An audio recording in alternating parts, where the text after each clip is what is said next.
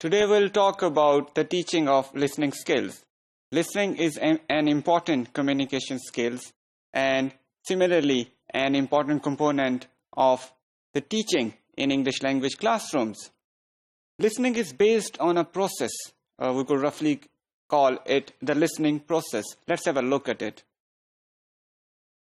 If we have a brief glimpse on reality, we would realize that listening is one of those skills which we use more than any other skills in our routine communication.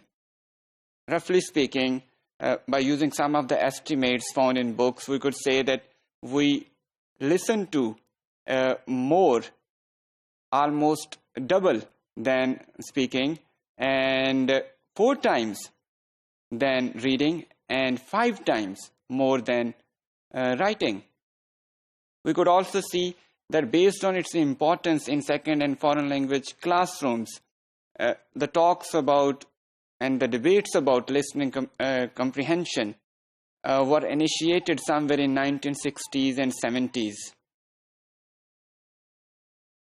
Let's have a look at listening modes. If we look at the roles we play in the listening process, we could identify 3 important modes in this regard. The first one is bidirectional, which is more natural than others.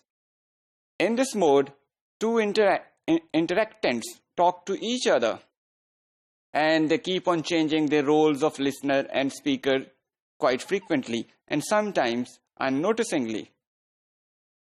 There is a reciprocal speech chain in such an interaction. The next one is unidirectional. This is also slightly lesser common than the bidirectional. This is where we receive messages throughout the day from some overhead conversations, public announcements, or some other modes, and we do not respond to such listenings because we could only listen to them and cannot respond to them. But it does affect our hearing or understanding of the things. And the auditory input in such a listening surrounds us when we are in the process of listening in this mode.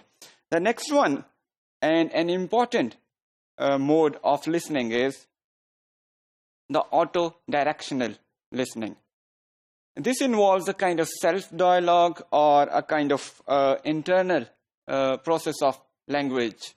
Sometimes we listen to ourselves or the communication which we have done previously, and we relive that communication in our own selves, and we try to produce messages or responses or repeat them when we listen them again when we are in isolation.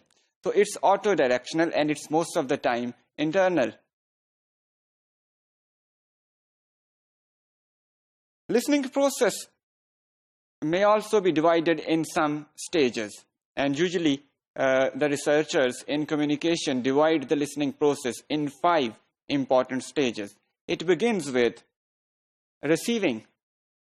When we receive what we have heard in form of words or in other messages, receiving is usually caused by the response which is produced by the sound waves we hear, and these sound waves usually stimulate the sensory receptors in our ears. So we receive what we hear.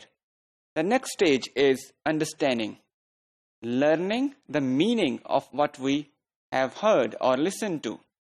So this shows a bit of understanding of the message within the communication we hear. The next stage is remembering. This is related to a mind's storage box. We store the information we hear in our mind, and it is not necessary that we can store everything that we hear to or listen to. Most of the time it might happen that we may not be able to store everything we listen to because our attention is selective when we listen to. Therefore, what we retain in our memory may be lesser than what we listen to. The next stage is evaluating. This is a kind of judgment stage where we actually evaluate the real intentions or motives of the speakers behind a message. what we listen to generally. And the last stage is responding. This is responding to what we hear to, and this is important because this might determine about what we have heard and how far the listening has been successful.